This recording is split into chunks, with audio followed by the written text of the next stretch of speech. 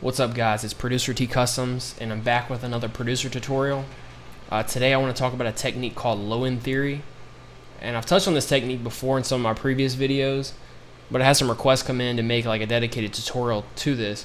This trick's pretty much been around since the birth of hip-hop and early sample beats of the 80s, and really is a good technique for any sample-based producer to know.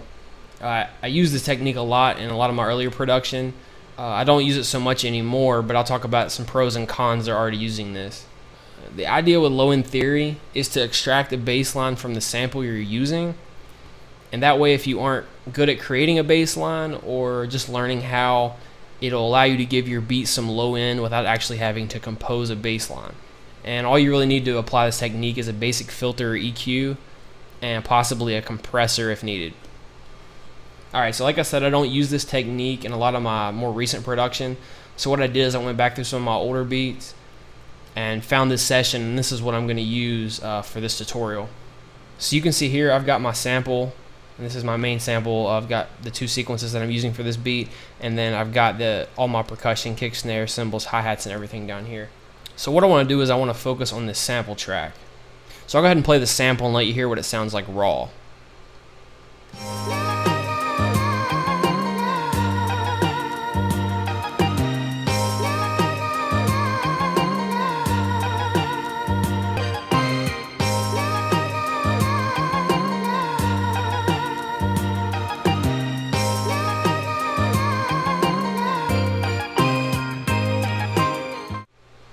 Alright, so as you can hear, the sample's already got a little bit of bass in it. Now the whole idea with using low-end theory is to kind of beef up that low end. So in order to do that, what I'm going to do is I'm going to duplicate this track.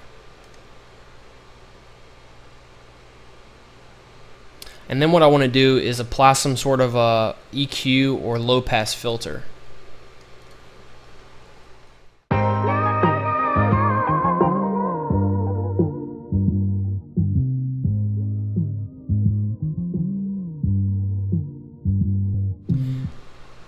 And so now what you have is the original sample track, and then down here I applied this filter. So I'm going to go ahead and name this bass, because I've got all the higher frequencies filtered out, and I'm just left with the low end.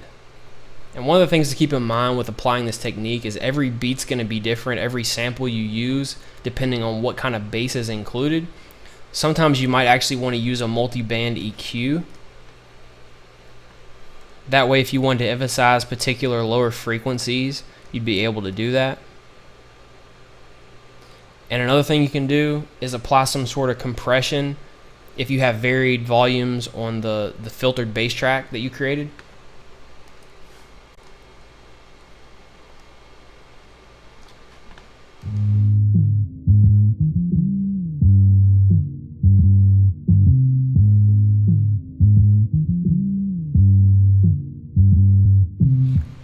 And then the last thing you can do is go back to your original sample track and this time apply a high pass filter.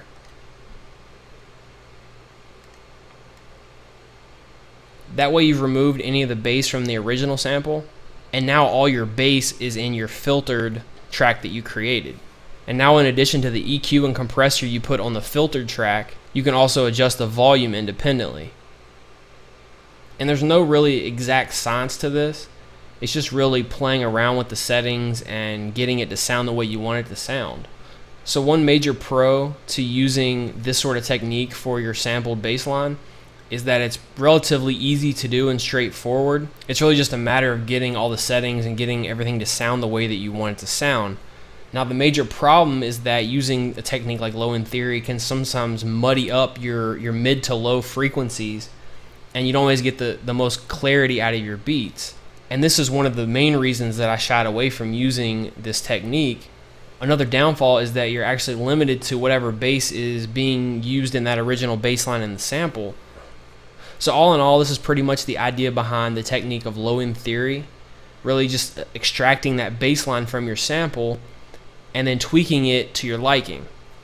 So that's really all I wanted to cover. Hopefully this was helpful to those of you who asked. If you all have any tips or tricks you want to share about creating bass lines for your sample beats, feel free to share those in the comments below. And yeah, until next time, happy beat making. Peace.